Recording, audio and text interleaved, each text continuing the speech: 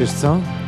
Dzisiaj wszyscy Brand24, a może nie pamiętają ludzie, co to było Patrz to? Ktoś z was korzystał kiedyś z Patrz to? Patrz.pl. Albo Patrz.pl? Tak, byliśmy wcześniej. Zgłoście się. Jesteście? Jedna, dwie? Dziękuję. To opowiedz może, co to było? A to był taki pierwszy polski YouTube, który uruchomiliśmy w 2005 roku. Jeszcze zanim w ogóle poznaliśmy YouTube'a. No i to był taki nasz przeskok z bycia studentami o budżecie 100 zł tygodniowo w świat biznesu internetowego i tak jesteśmy tutaj. Tak, nie będę mówił o tych kwotach, które były związane ze sprzedażą Patrz.pl, ale w każdym razie świetnie to poszło. Zakładali, jak mieli 24 lata. Tych parę lat później Michał Sadowski w świetnej formie, przyznacie? No nie wiem. Poproszę o brawa dla niego. Dziękuję bardzo. Dziękuję bardzo. W ogóle ze względu na nowy materiał pewnie widać, że się denerwuję.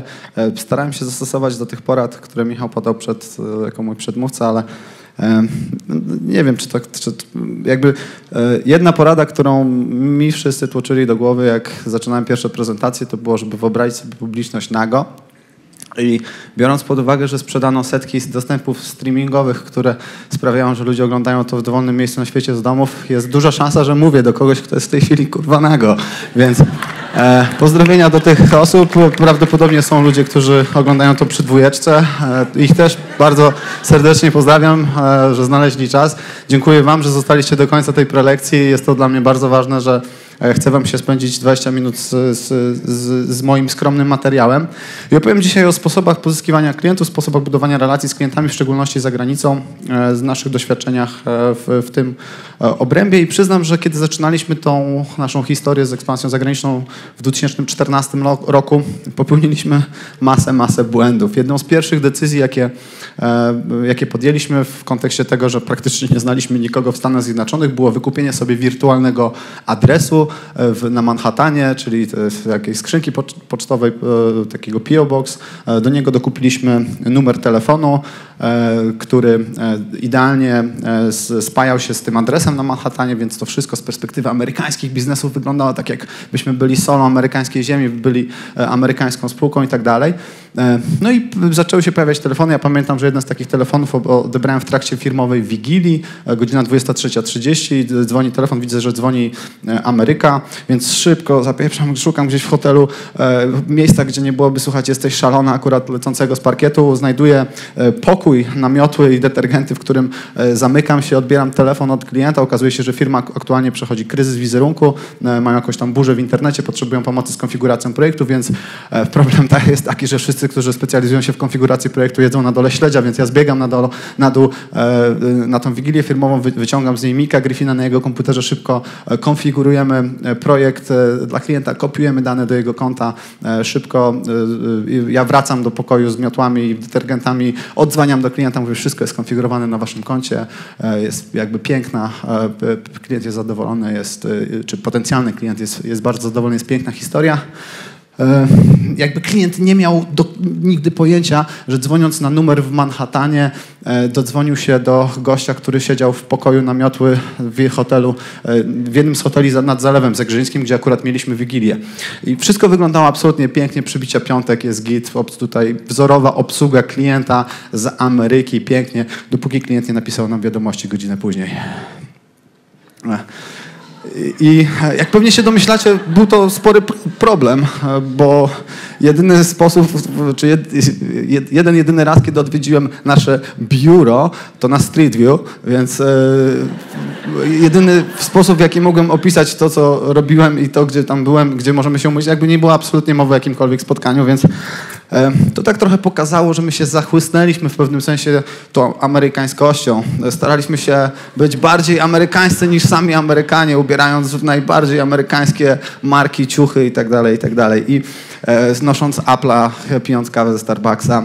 A to nie do końca była dobra droga, bo okazało się, że cały świat z perspektywy czasu widzimy, że cały świat korzysta z polskich produktów, polskich usług. Takie firmy jak Mr. Google z Bielska sprzedają ciuchy na całym świecie. Takie marki jak Glove, rękawice do demakijażu również sprzedawane są na wielu rynkach Europy, ale także Azji czy Bliskiego Wschodu. Nie wspominając już o takich biznesach jak CD Projekt, jak Wiedźmin, który jest oczywiście spektakularnym biznesem, spektakularnym sukcesem prosto z Polski. Nasze wyniki również z perspektywy czasu pokazują, że niepotrzebne było ukrywanie tego, że, czy nie obnoszenie się tego, że jesteśmy z Polski. W tej chwili staramy się to coraz bardziej podkreślać. Pewnie na przestrzeni lat będziemy wokół tego, że jesteśmy z Europy, z Polski. Będziemy starali się to jeszcze bardziej ogrywać, bo naprawdę firmy z całego świata nie traktują takich produktów w żaden sposób inaczej.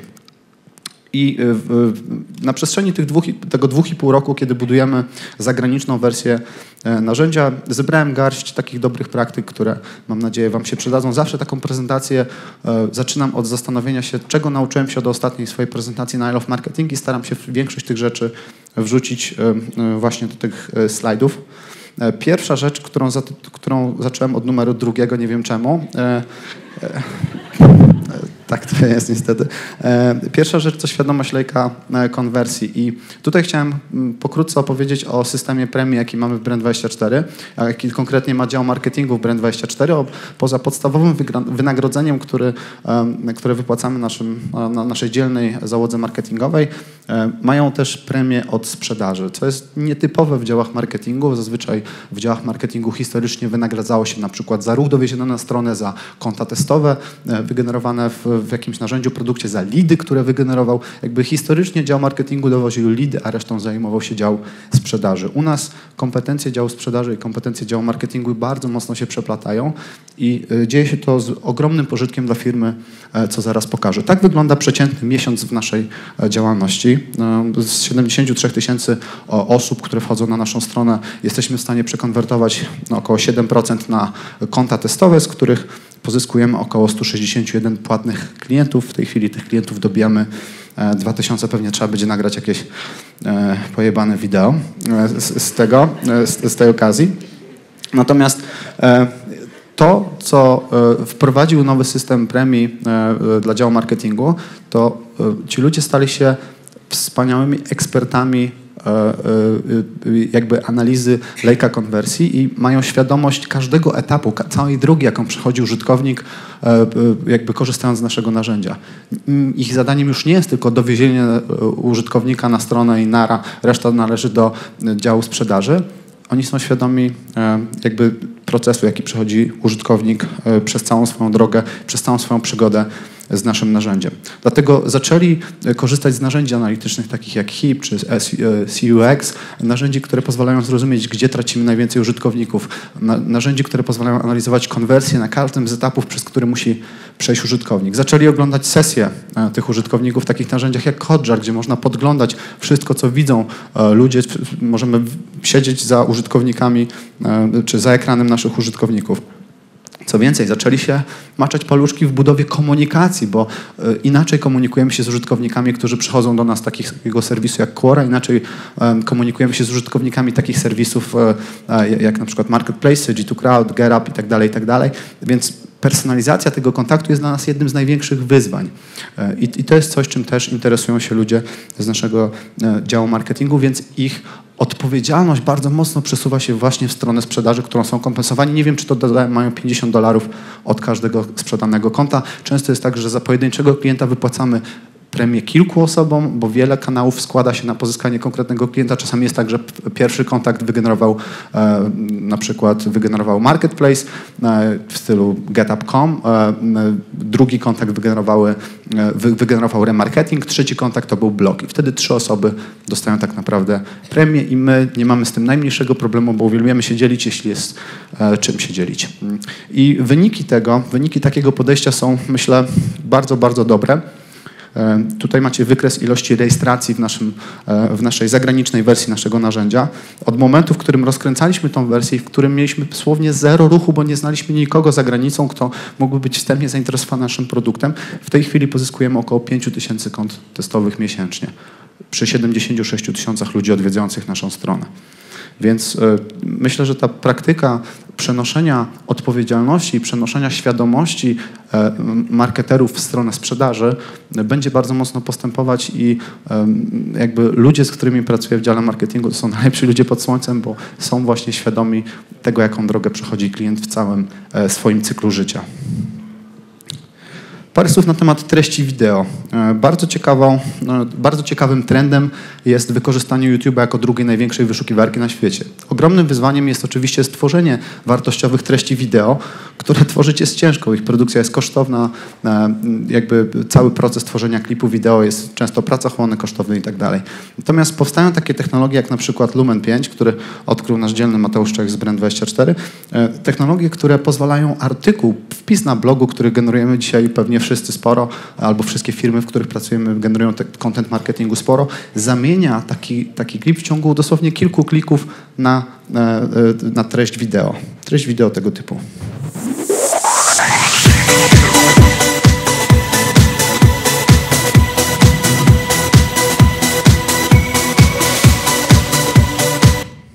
Albo coś takiego.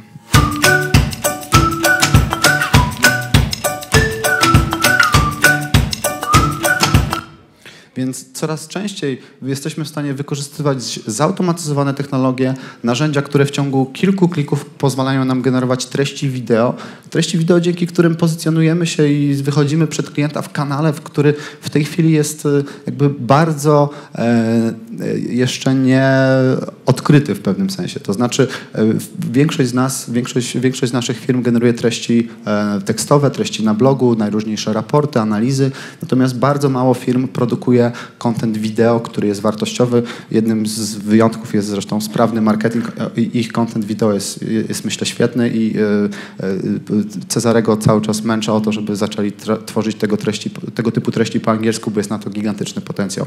Więc moim zdaniem jest to bardzo fajna technologia. My w tej chwili z nią eksperymentujemy. Coraz częściej wpisy z naszego bloga przerabiamy na treści wideo, wrzucamy je na YouTube'a i w ten sposób obstawiamy zupełnie nowe miejsce, drugą największą wyszukiwarkę na świecie.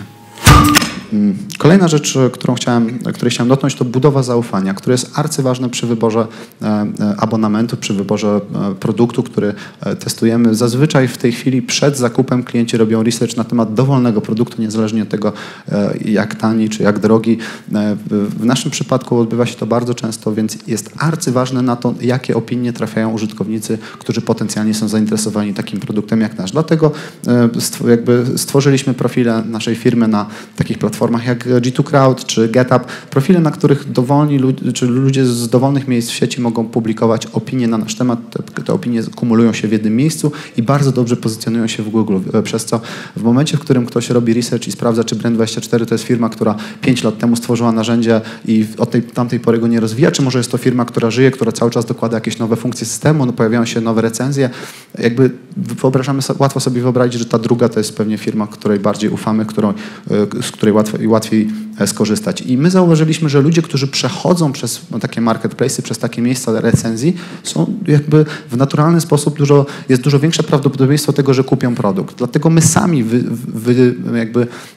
wypychamy tych ludzi przed te miejsca, w których są recenzje. Mamy te miejsca podlinkowane na naszej stronie głównej, tak żeby ułatwić klientowi taki research i tym samym podnieść konwersję. Rozwinięciem tego nurtu jest społeczny dowód słuszności, czyli w telegraficznym skrócie klienci lubią być częścią większej społeczności, lubią mieć potwierdzenie, że nie są jedynymi wybierającymi produkt. Nikt z nas nie lubi kupować w sklepie czy jeść w restauracji, która jest absolutnie pusta. I tutaj działa to podobnie. Narzędzia, które można polecić, jedno z nich to jest Proof, zagraniczne narzędzie, które właśnie w prosty sposób pomaga nam ograć motyw społeczny dowód słuszności, informując użytkowników na stronie, tam w prawym dolnym rogu macie, czy w lewym dolnym rogu macie podświetlone, że w ostatnich 24 godzinach zarejestrowało się tyle i tyle osób, albo w chwilę temu zarejestrował się Matt z Kanady, albo chwilę temu zarejestrował się Rahim z Indonezji i tak dalej, i tak dalej, i tak dalej. Więc to zachęca kolejnych ludzi do konwersji, bo pokazuje, że jesteśmy częścią społeczności. Ponieważ uwielbiam promować polskie produkty, jest polski odpowiednik takiego narzędzia, nazywa się Proofly i również pokazuje bardzo fajne przypadki, ma bardzo fajne komponenty, które błyskawicznie możemy wdrożyć na naszą stronę i błyskawicznie zachęcać użytkowników, pokazując, że są częścią większej społeczności, zarówno dla podmiotów typu sklepy internetowe, jakiś e-commerce, jak i narzędzia internetowe. Wykorzystanie tego typu narzędzi może znacząco podnieść konwersję. Kolejna rzecz, której chciałem dotknąć, to mówienie językiem korzyści i to jest coś, czego dotykali moi poprzednicy, mówiąc o tym, że nawet najwspanialszy, Maciek z GetResponse'a opowiadał, że nawet najwspanialszy marketing automation, nawet najbardziej zaawansowana technologia nie zastąpi umiejętności mówienia językiem korzyści. I ja mam wrażenie, że w dzisiejszych czasach firmy, szczególnie młode, zbyt często posługują się buzzwordami i mój kolejny filmik pokazuje to doskonale. Are you ready? Are you ready for the ultimate tech startup competition? Let me hear it. Disrupt! Hello, my name is Saeed Jabrani. I'm the CEO of Ametabug, and we're here to revolutionize the way you report bugs on your mobile platform. Happen will revolutionize location-based mobile news aggregation as you know it. We're making the world a better place through Paxos algorithms for consensus protocols. And we're making the world a better place through software-defined data centers for cloud computing. A better place through canonical data models to communicate between endpoints. A better place through scalable, fault-tolerant distributed databases with ACID transactions. And we are truly local mobile social. And we're completely so-mo-low. And we're Molo-so. We're low-mo-so, bro. We were so-low-mo, but now we're mo-low-so. No, mo-so-low. No.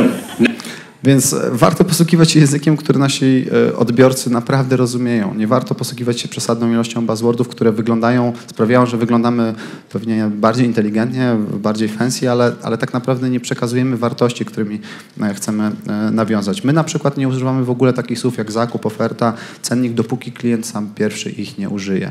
To znaczy celem naszego działu obsługi klienta, celem naszego działu sprzedaży czy marketingu nie jest wygenerowanie sprzedaży, nie jest wygenerowanie sprzedaż abonamentów czy wciśnięcie abonamentu klientowi, jest przeprowadzanie użytkownika do momentu, w którym on zrozumie wartości, jaką daje narzędzie, bo wtedy zakup, czy wybór abonamentu, czy wybór ceny i tak dalej, to wszystko są formalności, jeśli ktoś czuje, że to jest coś, czego potrzebuje.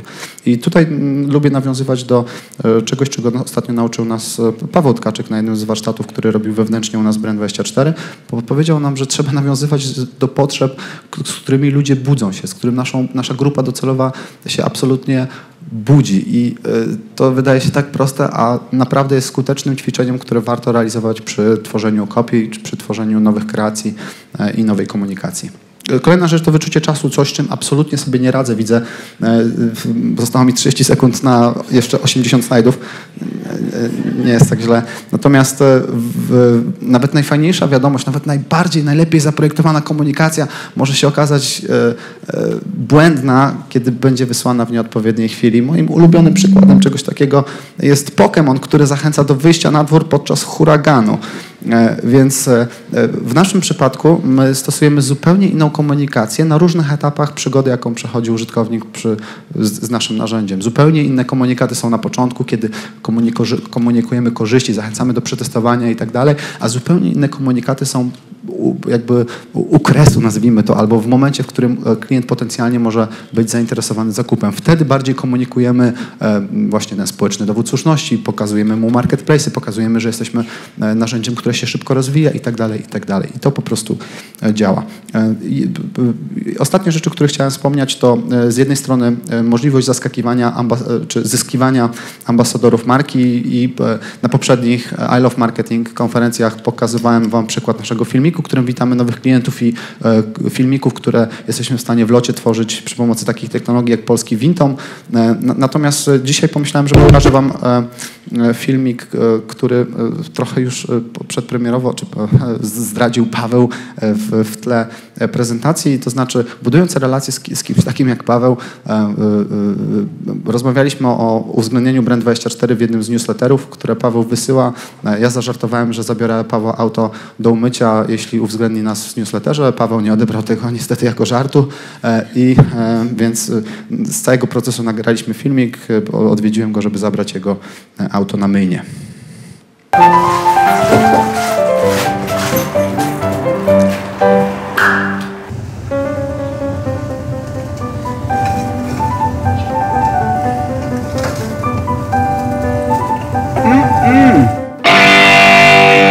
Let's go! I really got the feeling today that everything is going my way. Now this is what I'm talking about. Every time I see your smile, it makes me shout. Let's go! Let's go!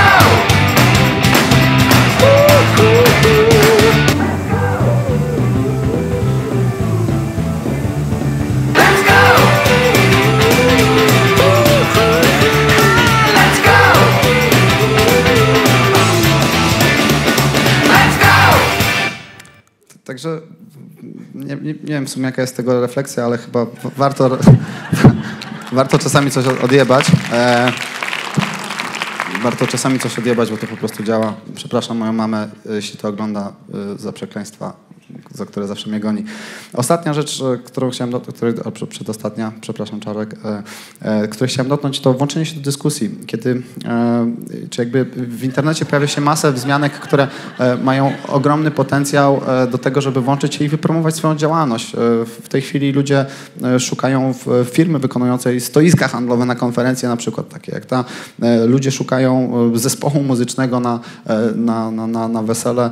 Ludzie szukają dobrego blacharza, bo rozbili auto po pijaku, więc jest naprawdę sporo ludzi, którzy mają potencjał czy sporo wpisów, które dają potencjał do tego, żeby się włączać i generować w ten sposób użytkowników, generować sprzedaż. My to bardzo mocno wykorzystujemy, ale nie lubię się posługiwać własnym przykładem, więc najchętniej posłużymy się przykładem Pixel PR i Moniki Loryńskiej, która jakby włączając się do tego typu wpisów, wychwytując tego typu wpisy i zostawiając tam linki, wygenerowała $2,500 zwrotu w pierwszym miesiącu tego typu działalności. I tutaj zasada była bardzo prosta. Ona wychwytywała ludzi, którzy potrzebowali strony internetowej, którzy szukali kogoś, kto zrobi stronę internetową. Jej firma zajmowała się produkcją stron internetowych, włączała się do dyskusji, polecała swoje usługi, boom, generowała sprzedaż.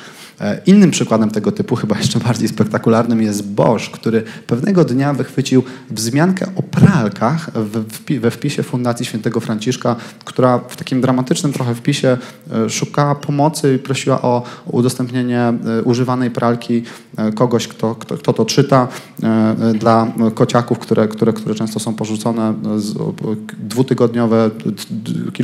kilkutygodniowe zwierzaki, które potrzebują też wsparcia.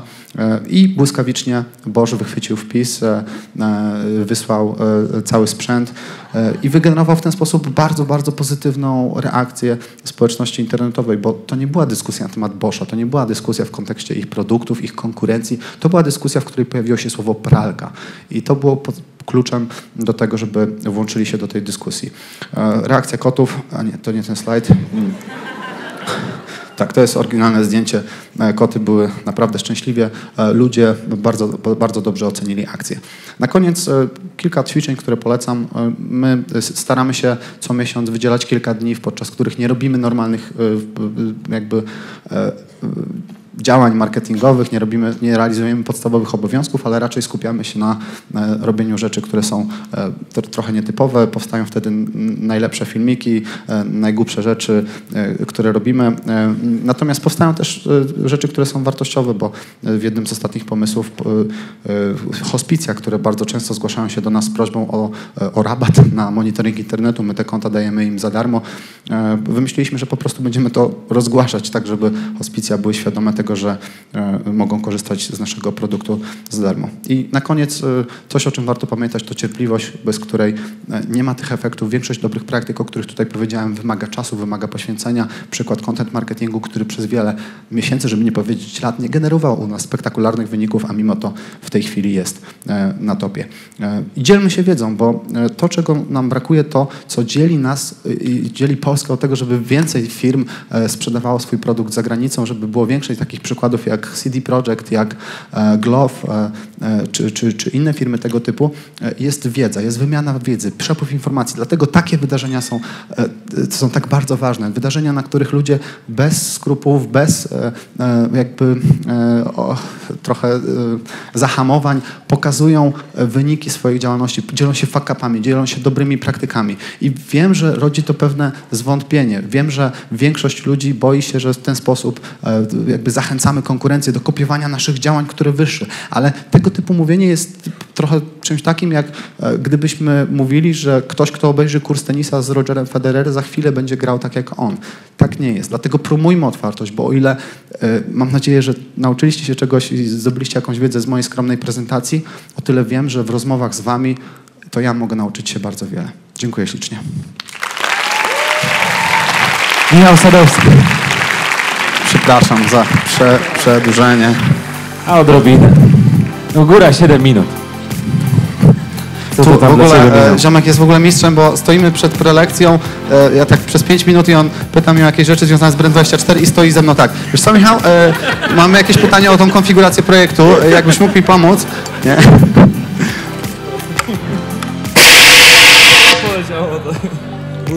To nie jest żadna przenośnia, wszystko mogę wyjaśnić. To będziesz wyjaśniał. Zimno jest tu na scenie. Zaraz będzie sesja Q&A, tam będziemy się tłumaczyć. Dziękuję, Michał Sadowski.